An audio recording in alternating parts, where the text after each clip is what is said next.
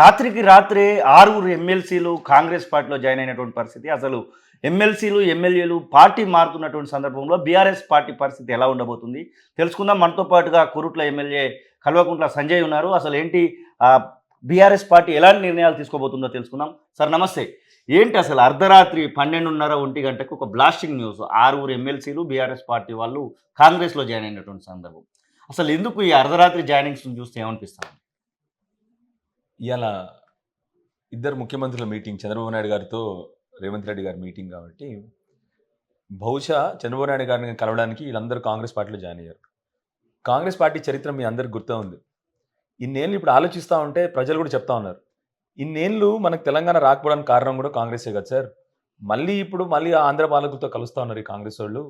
ఈ పాత కాంగ్రెస్ వాళ్ళు చేసిన దరిద్రానికి మనం ఇన్ని రోజులు అనుభవించాం, మళ్ళీ ఈ 5 ఏళ్ళు కూడా అనుభవించాల్సిన పరిస్థితి. దొంగల్లాగా ఒకప్పుడు ఈ ముఖ్యమంత్రి గారు ఒకప్పుడు బ్యాగుతో రాత్రిపూట 12 గంటలకే దొరికారు. ఇవాళ ఎమ్మెల్సీలను కూడా రాత్రిపూట 12 గంటలకే. పొద్దున పూట పని లేదు, పొద్దున పూట పని చేయరు. పొద్దున పూట ఢిల్లీలో ఉంటారు వారు, రాత్రిపూట వీళ్ళందరినీ పార్టీలో జాయిన్ చేసుకుంటారు. నిరుద్యోగులేమో రోడ్డు మీద నిరాహార దీక్షలు చేస్తూ ఉన్నారు, రోడ్డు మీద నిల్చుని ఉన్నారు. రైతులు రోడ్ల మీద ఉన్నారు, వర్షాలు లేక నీళ్లు లేక రైతులు రోడ్ల మీద ఉన్నారు. ముఖ్యమంత్రి గారేమో ఏరోప్లేన్లో ఢిల్లీ పోతారు, అక్కడ పొద్దున సాయంత్రం దావత్ చేసుకుంటాడు, రాత్రిపూట వస్తాడు 12 గంటలకి, 12 గంటలకు వచ్చి వీళ్ళని జాయిన్ చేసుకుంటాడు. దొంగలు తిరిగే టైంలో వీళ్ళందరూ ఎందుకు జాయిన్ అవుతున్నారో నాకు తెలియదు. ఎమ్మెల్సీలు కూడా, ముఖ్యమంత్రి గారు కూడా దొంగలు తిరిగే టైంలోనే ఎందుకు ఈ పనులు చేస్తున్నారో నాకు అర్థం అవ్వట్లేదు. బాధాకరం ఏంటంటే యువకులు కాన్స్టిట్యూన్సీలో తిరుగుతూ ఉంటే రోజు విరక్తి చెందుతూ ఉన్నారు. రాజకీయాల మీద, పెద్ద మనుషుల మీద విరక్తి చెందుతూ ఉన్నారు. వీళ్ళందరూ రాజకీయ పార్టీలు మారుతున్న వాళ్ళందరూ కూడా స్వలాభాల కోసం తప్ప ఏ రోజు ప్రజల పక్షాలను నిల్చొని కొట్లాడడం వల్ల కాదు. వీళ్ళందరూ కూడా ఎమ్మెల్సీలు 6 ఎమ్మెల్సీలు నామినేటెడ్లు, ఫ్రీగా ప్రజాప్రతినిధులు గెలిపించిన వాళ్ళు హాయిగా 6 ఏళ్ళు ఇక్కడ ఉంటున్నారు, 6 ఏళ్ళు ఇక్కడ ఉంటున్నారు, మళ్ళీ 6 ఏళ్ళు ఇక్కడ మారుతూ ఉన్నారు. పెద్ద మనుషులు పోచారం శ్రీనివాస్ రెడ్డి లాంటి వాళ్ళు ఇన్ని రాజకీయ పదవులను చేసి 80 ఏళ్ళ వయసులో కూడా పార్టీ మారారంటే ఇంకా ప్రజలకు ఎంత విరక్తి వస్తూ ఉందో దయచేసి ఆలోచన చేయాలి. మళ్ళీ ఒకసారి మీ సీనియర్ నాయకులందరికీ చెప్తాను, దయచేసి విద్యార్థులకు, యువకులకు రాజకీయాల మీద కంప్లీట్గా విరక్తి వచ్చే పరిస్థితి చేయకండి. దయచేసి నిజాయితీగా ఉండని చెప్పి మీకు కోరుతా ఉన్నాను. బీఆర్ఎస్ పార్టీ అనేది అసలు ఉనికే లేకుండా పోతుంది అనేటువంటి మాట ఇక్కడ ఉన్నటువంటి పిసిసి అధ్యక్షుడు, ముఖ్యమంత్రి ఢిల్లీ వేదికగా చెప్తా ఉన్నారు. నిజంగానే అట్లాంటి పరిస్థితి క్రియేట్ అవ్వడానికి అవకాశాలు కనబడతా ఉన్నాయి. ఒకటే డౌట్, మరి మళ్ళీ ఏమన్నా ఆంధ్ర పాలకులతో కలిసిపోయి ఏదైనా ప్లాన్ చేస్తున్నాడో తప్ప. ఎందుకంటే మీరు గ్రామాల్లో తిరగండి, ఈ నీళ్ళు ఎట్లా వచ్చినాయని అడగండి, కేసీఆర్ బీఆర్ఎస్ పార్టీ అంటారు ప్రజలు. ఓకే, ఈ కళ్యాణ లక్ష్మి ఎట్లా వచ్చిందని అడగండి, కేసీఆర్ బీఆర్ఎస్ పార్టీ వస్తుంది. ఈ కరెంట్ ఎట్లా వచ్చిందని చెప్పి చూపెట్టండి, కేసీఆర్ బీఆర్ఎస్ పార్టీ. మనకు రావాల్సిన మంచినీళ్ళు ఎట్లా వచ్చినాయని చెప్పండి, కేసీఆర్ బీఆర్ఎస్ పార్టీ. మన సాగునీరు మొన్నటి వరకు ఎట్లా నిండుగా ఉంది, నా కాన్స్టిట్యూన్సీలోనే వరద కాలువ పోతుంది, కాకతీయ కెనాల్ పోతుంది. ఈ నీళ్ళు ఎప్పుడు ఉన్నాయమ్మా మీరు అని వాళ్ళని అడుగుతూ ఉంటారు ఇప్పుడు, ఎందుకంటే ఇప్పుడు ఖాళీగా ఉంది ఇప్పుడు ప్రస్తుతం. అవును, మీరు వెళ్ళి వాళ్ళకి పర్పస్లీ వాళ్ళని అక్కడ గ్రామాల వాసులను పిలిచి ఇది చూసారమ్మా గత 10 ఏళ్ళు ఎప్పుడైనా ఖాళీగా ఉండడం లేదు సార్, కేసీఆర్ గారి టైంలో ఫుల్గా ఉండేదని చెప్తారు. బీఆర్ఎస్ పార్టీ ఇక్కడ పోదు, ప్రజలు గుండెల్లో పెట్టుకొని 100కు 100% మళ్ళీ బీఆర్ఎస్ పార్టీనే ప్రజలు గెలిపిస్తారు. 100కు 100%. అంటే ప్రజలకు అర్థమైపోయింది నిజానికి బీఆర్ఎస్ పార్టీ ఓడిపోద్దని ప్రజలు కూడా ఊహించుకోలేదు. ఓకే, చాలా వరకు ఏం జరిగిందంటే అక్కడ లోకల్ ఉన్న పరిస్థితుల్లో, లోకల్ ఎమ్మెల్యే గారి మీద ఉన్న పరిస్థితుల్లో కొంతమంది ఓటేసి కేసీఆర్ గెలుస్తాడు కదా ఈయన పోయినా పర్లేదని చెప్పి ఓట్లేశారు తప్ప 100కు 100% ప్రజలు ఇవాళ ఆల్రెడీ 7 నెలల్లో ఒక ప్రభుత్వం మీద ఇంత తిరుగుబాటుతనం, ఇంత కోపం రావడం అసలు చాలా మంది, నేను నూతనంగా ఎన్నికైన ఎమ్మెల్యే కానీ చాలా మంది సీనియర్ ఎమ్మెల్యే చెప్తున్నారు, కాంగ్రెస్ వాళ్ళు కూడా చెప్తున్నారు. ఓకే, ఇట్లాంటి ప్రభుత్వం మేము ఎప్పుడు చూడలేదు. అన్ని చోట్ల అనిశ్చితి, అరాచకాలు నడుస్తూ ఉన్నాయి. ప్రతి ఒక్కరు కూడా కోపంగా ఉన్నారు. ప్రతి ఒక్క ఉద్యోగస్తులు మీరు చూస్తూ ఉన్నారు, నిరుద్యోగులు రోడ్డు మీద పడ్డారు. అట్లానే మహిళలకి అందరికి కూడా కష్టాల్లో ఉన్నారు. 100కు 100% ప్రజలు వీళ్ళని తీసుకెళ్లి కాంగ్రెస్ పార్టీని మళ్ళీ బెంగాల్లో కలపడానికి ఖాయం. 100కు 100% మళ్ళీ బీఆర్ఎస్ పార్టీ మళ్ళీ ప్రభుత్వంలో రావడం ఖాయం. స్పీకర్ అపాయింట్మెంట్ కోరితే స్పీకర్ అపాయింట్మెంట్ ఇవ్వట్లేదు. బీఆర్ఎస్ పార్టీ ఎమ్మెల్యేలు ఎవరైతే పార్టీ మారిన వాళ్ళు ఉన్నారో వాళ్ళకి సంబంధించినటువంటి విషయంలో పిటిషన్ కూడా తీసుకోవడానికి, కనీసము అంటే పిటిషన్ తీసుకుంటే 3 నెలల లోపల తీర్పు ఇవ్వాల్సి వస్తుంది, లేకపోతే వాళ్ళ మీద సస్పెన్షన్ వేటు వేయాల్సి వస్తుంది. అట్లాంటివి అనుకోవచ్చా? అసలు ఎందుకు ఇవ్వట్లేదు? మీకు ఫోన్ చేస్తే ఎలాంటి రెస్పాన్స్ వస్తుంది స్పీకర్ నుంచి? స్పీకర్ గారు లీడర్ ఆఫ్ ది హౌస్.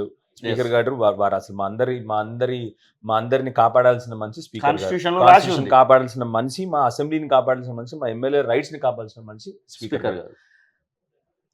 ఆయన మరి ఎందుకు ఇలా చేస్తా ఉన్నారు? మరి నిజానికి ఒక మంచి విషయం ఏంటంటే నిన్న మొన్న ఆయన ఆన్ రికార్డ్ స్టేట్మెంట్ కూడా ఇచ్చారు, అవును. చాలా తప్పు జరుగుతుందని చెప్పేసి. ఆయన అంత సీనియర్ నాయకుడు కూడా ప్రసాద్ గారు. సో ఐఎమ్ హోపింగ్, నా ఆశ ఏంటంటే వారు దీని మీద యాక్షన్ తీసుకుంటారని నా ఆశ.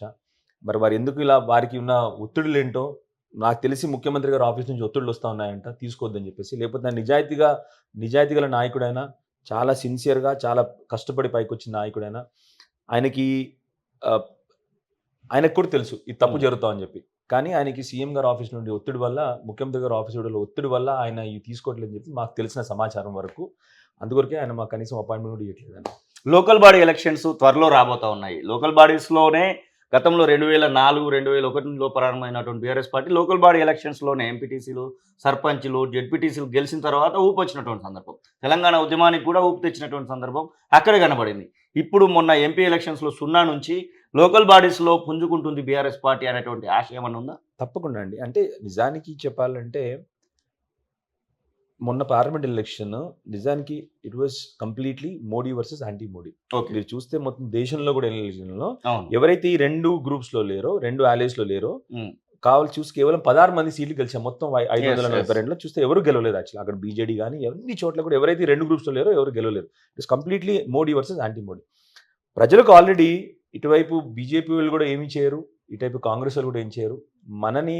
మన తెలంగాణ సమాజాన్ని, తెలంగాణ అస్తిత్వాన్ని, తెలంగాణ ప్రజల్ని కాపాడేది కేవలం బీఆర్ఎస్ పార్టీ అని చెప్పేసి ప్రజలు కంప్లీట్లీ నిర్ణయించుకున్నారు కూడా. 7 నెలల్లో జరుగుతున్న ఈ పరిస్థితులను చూసి తప్పకుండా ప్రజలు మళ్ళీ లోకల్ బాడీ ఎలక్షన్లో 100కు 100% బీఆర్ఎస్ నాయకులందరినీ కూడా గెలిపించి మళ్ళీ తప్పకుండా ఈ రాష్ట్రాన్ని కాపాడుకునే వైపు మేము కూడా అడుగులేస్తాం. ఎస్, ఒకవైపు జగిత్యాల ఎమ్మెల్యే సంజయ్, మరొక వైపు పోచారం శ్రీనివాస్ రెడ్డి, మీ చుట్టూ ఉన్నటువంటి ఎమ్మెల్యేలు ఉన్నటువంటి 39 మందిలో మీ చుట్టూ ఉన్నటువంటి 2-3 ఎమ్మెల్యేలు బయటికి పోతా ఉంటే అసలు ఎందుకు పోతున్నారు అనే దానిపైన ఏమైనా బేరుజు వేసేటువంటి ప్రయత్నం, చాలా కార్యకర్తలకి భరోసా ఇచ్చేటువంటి ప్రయత్నం ఏమైనా జరుగుతుందా? చాలా బాధ. కార్యకర్తలు చాలా గట్టిగా ఉన్నారండి, తెలుసు కార్యకర్తలకి. ఇప్పుడు ఒకరేమో బిల్లుల కోసం పోయారు, ఒకరు డబ్బుల కోసం పోయారని చెప్పి కార్యకర్తలు చాలా తెలివైన వాళ్ళండి. వాళ్ళకి తెలియనిది ఏముంటుంది. సరే, కొందరు వాళ్ళ వైపు ఉంటారు, వాళ్ళు ప్రభుత్వం అధికారంలో ఉంది కాబట్టి వాళ్ళ వైపు కొందరు ఉంటారు. కానీ వాళ్ళతో ఉన్న వాళ్ళు కూడా 100కు 100%.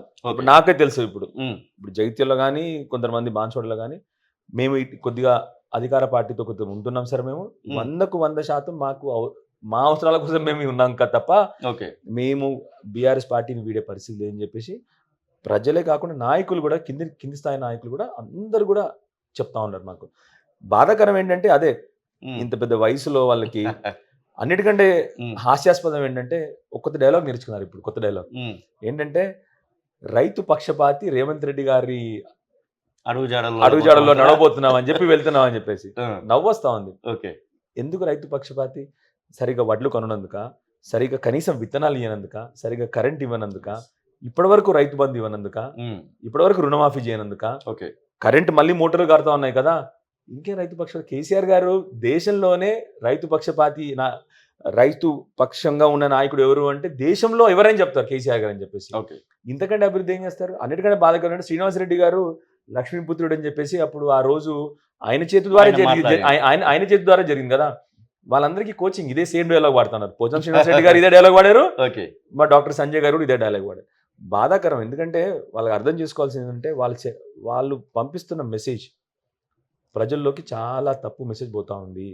ఇవాళ ప్రజలకు తెలియదా ఎవరు రైతు పక్షపాతి అని చెప్పేసి? ఈ పార్టీ మారడం ఈ వయసులో చరిత్రహీనులుగా మిగిలిపోతారు వాళ్ళు. చరిత్రలో వాళ్ళకి రేపొద్దున 100కు 100% రేపొద్దున వాళ్ళ ఇంట్లో వాళ్ళు కూడా రేపొద్దున వాళ్ళని అసహించుకునే పరిస్థితి వస్తుంది తప్పకుండా. సో దయచేసి మీరందరూ పెద్ద మనుషులు, మేము చెప్పాల్సిన కాదు, చిన్నపిల్లలు మేమందరం కొత్తగా నూతనంగా ఎన్నికయ్యాం. దయచేసి రాజకీయ విలువలను కాపాడండి. మీకు ఏమైనా పిలుపు వస్తే ఇప్పటివరకు ఏమైనా ఒత్తిడి వస్తుందేమో అనేటువంటి అనుమానం కూడా కలుగుతూ ఉంది. ఎవరైనా కాంగ్రెస్లో జాయిన్ కాండి అని చెప్పేసి మధ్యవర్తిత్వం వహించేటువంటి ప్రయత్నం ఏమైనా చేస్తూ ఉన్నారా సంజయ్తో? నిజంగా చెప్పనండి, ఇప్పుడు నా మీద నమ్మకం నాకే ఎందుకు పెరిగిపోయిందంటే, కనీసం నన్ను ఎవరు అప్రోచ్ అవ్వట్లేదు. అంటే వాళ్ళకు అర్థమైపోయింది చాలా నైతికంగా ఉంటాడు, నిజాయితీగా ఉంటాడని వాళ్ళకు అర్థమైపోయింది. కాబట్టి రెండోది, నాకేం అవసరం లేవు కదా. మొన్న కొంతమంది వాళ్ళ బిల్లుల కోసం పోయారు, వాళ్ళ డబ్బుల కోసం పోయారు. నాకు అవసరం లేదు, బిల్లులు లేవు, డబ్బులు లేవు నాకు, రైట్? అది లేదు, బ్లాక్ మెయిల్ చేయాలి. ఇంకోటి, కొంతమంది మీకు తెలుసు కదా ఎమ్మెల్యేలు బ్లాక్ మెయిల్ చేస్తున్నారు వాళ్ళ బిజినెస్ల గురించో. నన్నేం బ్లాక్ మెయిల్ చేస్తారు? నా స్పైన్ సర్జరీ గురించి బ్లాక్ మెయిల్ చేయడానికి ఏం లేదు కదా. నేనే వాళ్ళ స్మైల్ ఎప్పుడైనా మంచి చేసామని నేను సరేనా. సో నన్ను బ్లాక్మెయిల్ చేయడానికి కూడా ఏం లేదు. సో నన్ను ఏ విధంగా కూడా వాళ్ళకి తెలిసి నిజాయితీ పడని అని చెప్పేసి. సో అందుకని నా దగ్గర కనీసం అప్రోచ్ కూడా అవ్వలేదు. నిజంగా గర్వపడతా ఉన్నాను ఇవాళ నూతనంగా ఎందుకైనా నా గురించి నేను గర్వపడతా ఉన్నాను. మా కాన్స్టిట్యున్సీ ప్రజలు నన్ను నా మీద నమ్మకంతో గెలిపించినందుకు గర్వపడతా ఉన్నాను. తప్పకుండా నేను పార్టీ మారని వాళ్ళు కూడా తెలుసు. నాది నిజంగా చెప్తాను, ఎవరు నన్ను అప్రోచ్ కూడా అవ్వలేదు ఇప్పటివరకు. Thank you.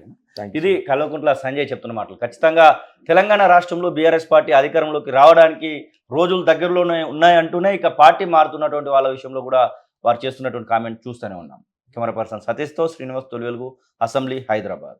అసలైన తొలి వెలుగు. ఫాలో వాట్సాప్ @తొలి వెలుగు official.